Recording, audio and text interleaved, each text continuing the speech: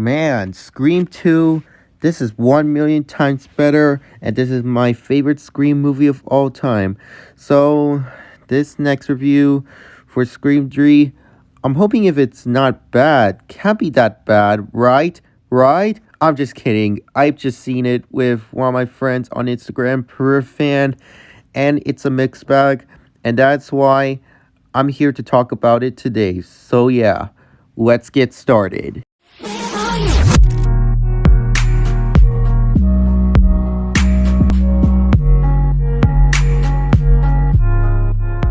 Oh boy.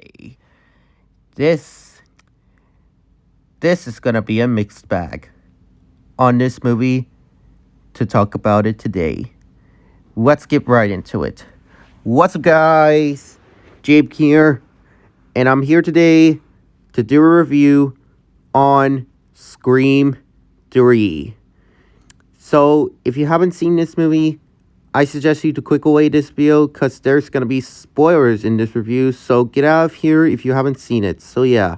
So Scream 3, directed by Wes Craven, and it tells the story about while Sydney and her friends visit the Hollywood set of Stab 3, the third film based on the Woodsboro murders, another Ghostface killer rises to terrorize them again.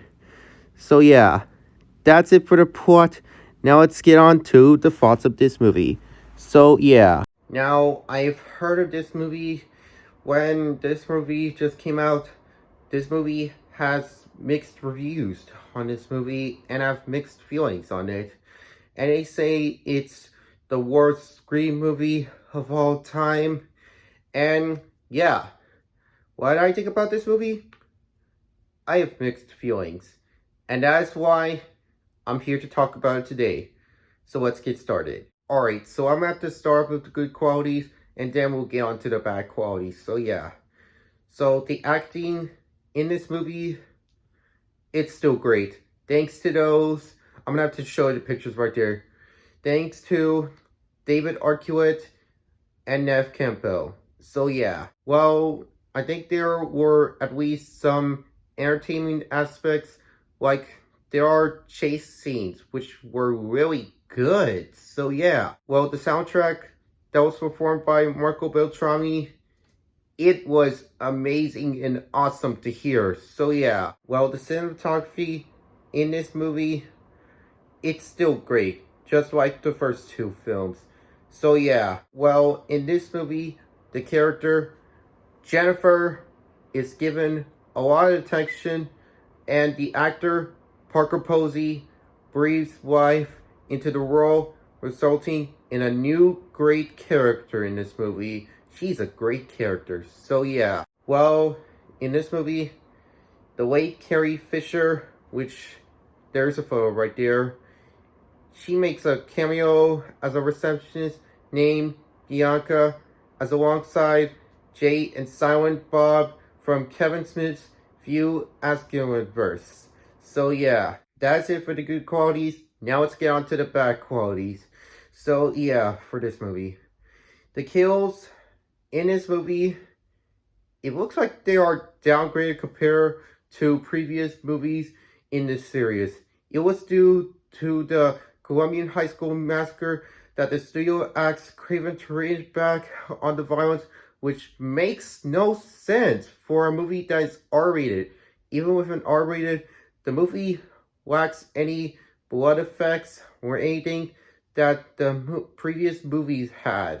So yeah, well, the voice changing device that Ghostface uses in this movie, it's incredibly lazy and ridiculous. So yeah, well, the majority of the characters, they are uninteresting, wasted, and have little development for this movie. So yeah, well, the whodunit plot, it got so carried away that it also made the killer identity far-fetched and predictable. So yeah, well, the plot of this movie, it's unoriginal, about the production of Stab 3 shutting down due to the murders on set. So yeah, well, in this movie, it has a lot of cartoony moments, like when Ghostface breaks someone's neck by flipping the carpet that they were standing on.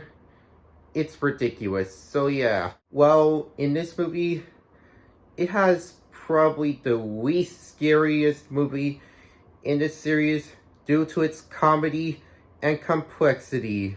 That's what it's called.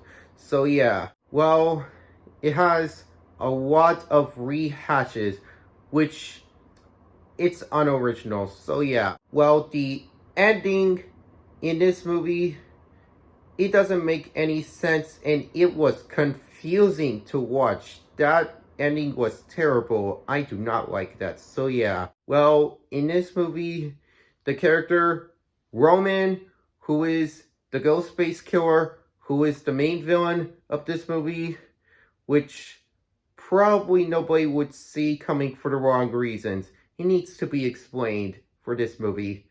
He is barely in the film. He's mostly in the background for the scenes that he is in. And his story that ties with Billy and Stu, it's just atrocious and garbage to watch. So yeah. Well, that's it for the bad qualities. Now let's get on to my final thoughts of this movie. So yeah. So, I gotta say, for Scream 3, it was really great, but it's a mixed bag, and it's the worst Scream movie I have ever seen in my entire life. So yeah, so that's why I'm gonna have to give Scream 3 an 8 out of 10. It's really great, but it's the worst Scream movie I've ever seen, and it's a mixed bag. So yeah. But anyways, thank you guys for watching for my review on Scream 3. What do you think of this movie, and what's your opinion on this movie? Let me know in the comments down below. Well, for me, it's really great, but it's the worst movie, the worst Scream movie I have ever seen in my entire life, and it's a mixed bag. Just for me, my opinion. So yeah, let me know in the comments down below for your opinion on this movie. So yeah. Now, my next movie review is gonna be Scream 4, so stay tuned for that. So yeah, but anyways, thank you guys for watching, and as always, peace out, my boy!